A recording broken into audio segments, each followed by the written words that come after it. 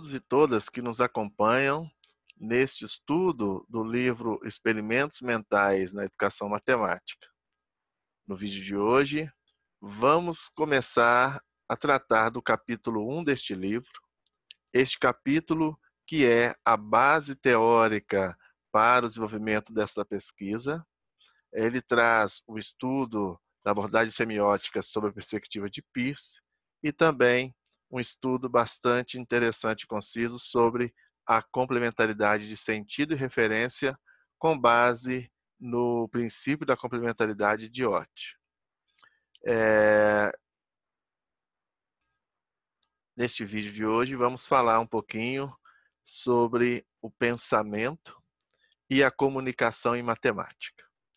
Já no início deste capítulo 1, deste item especial, cujo título é Pensamento opera por signos e a comunicação por provas matemáticas formais, nós já fazemos algumas considerações muito importantes. A primeira dessas considerações é dizer que o mundo, essencialmente, ele é formado de dois tipos de coisas, objetos e símbolos. Os objetos têm uma existência bem determinada, mas não tem sentido, na nossa consideração, enquanto os símbolos, aí lê-se signos, têm sentido, mas não têm existência própria. Mas acreditamos que ambas as coisas, objetos e símbolos, são importantes para o nosso pensamento. Ao mesmo tempo, a importância dessas duas coisas, elas advêm porque não existe entre elas uma dependência fixa. Bom, com este argumento, então, inicial, nós decretamos, na nossa concepção, de que todo pensamento acontece por meio de signos, e essa convicção, que para nós é fundamental, justifica efetivamente essa abordagem semiótica no ensino, pensamento e na aprendizagem em matemática. É por isto que julgamos ser importante o estudo da semiótica na educação matemática e como base efetiva da aplicação dos experimentos mentais. Por outro lado, nós temos a comunicação em matemática. E essa comunicação, ao nosso modo de ver, ela está associada a provas formais no campo da matemática. Mas se a gente for olhar a matemática só do ponto de vista da comunicação, isto é, do ponto de vista de provas formais, chegamos a um paradoxo. Esse paradoxo que nós estamos chamando aqui de paradoxo das provas. Na verdade, quem desenvolve um estudo bastante importante sobre o paradoxo das provas é o professor Michael Ott. Bom, nesse nosso livro, na página 23, eu trago uma explicação bastante importante para o paradoxo das provas, trazendo uma visão que ainda perpassa pela matemática, eu acredito, pelas experiências e vivências que eu venho tendo no campo do ensino e da aprendizagem desse conteúdo, na relação que eu tenho com diversos professores de matemática, de que a visão que se tem dela, ainda hoje, a caracteriza como um determinado tipo de raciocínio que se expressa como um amontoado de fórmulas, calculações, consistindo a matemática de afirmações. Neste caso, como está aqui no livro, a atividade matemática ela acaba se configurando-se tipicamente numa atividade de demonstração de provas. Como é que seria esse processo de demonstração de provas? Bom, a gente poderia considerar um exemplo qualquer, aqui na tela vai estar um exemplo, para vocês poderem entender bem o que nós estamos querendo dizer quando a gente fala deste processo paradoxal que reduz o novo ao antigo. Então, considere um conjunto de axiomas e uma proposição a ser demonstrada verdadeira baseando-se nesses axiomas. Ou seja, a verdade desta argumentação, ela necessariamente está associada a esses axiomas. Axiomas que foram explicitados nas hipóteses do problema da argumentação dada. Neste caso, a verdade dessa nova argumentação, ela está intrinsecamente associada a esses axiomas anteriores. Então, o novo se reduz ao antigo, e assim sucessivamente.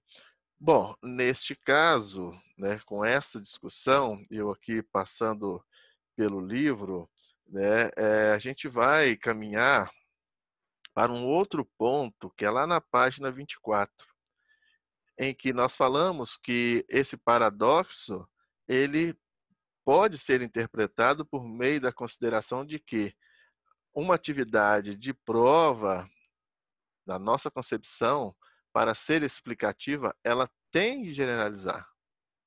Ora, ela não pode simplesmente verificar a verdade daquela argumentação por meio de um conjunto de axiomas ou de considerações previamente expostas e explícitas, num dado problema ou numa dada argumentação.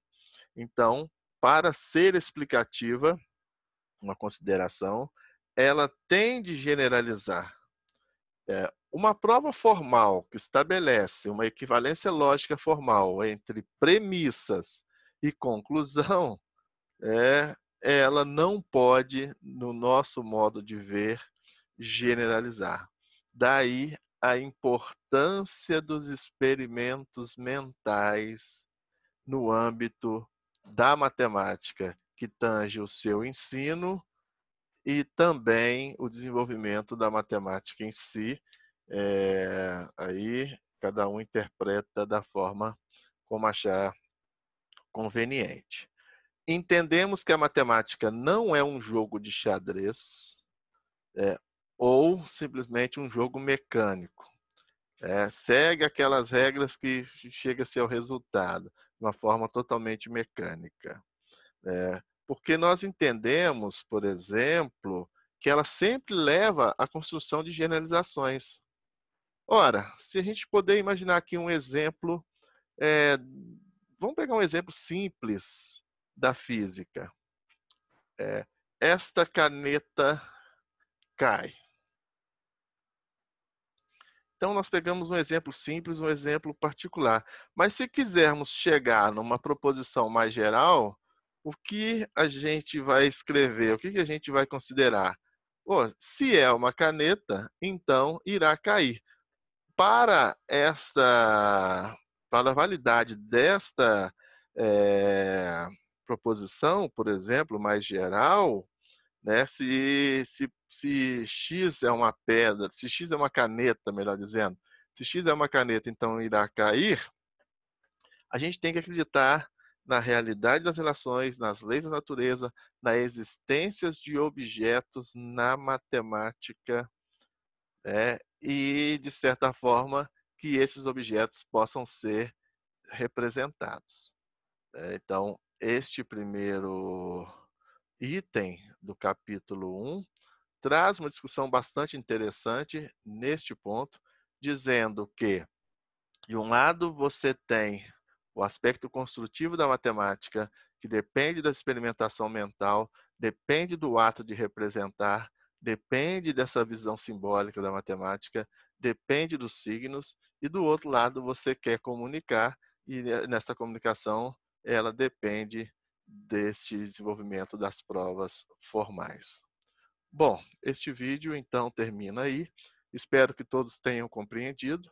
Para maiores detalhes e aprofundamento, quem puder, verifique no livro ou envie uma comunicação.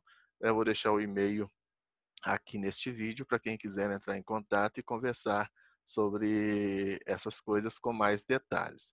Espero ter esclarecido bem para vocês e agradeço por estarem acompanhando esse estudo. Até mais.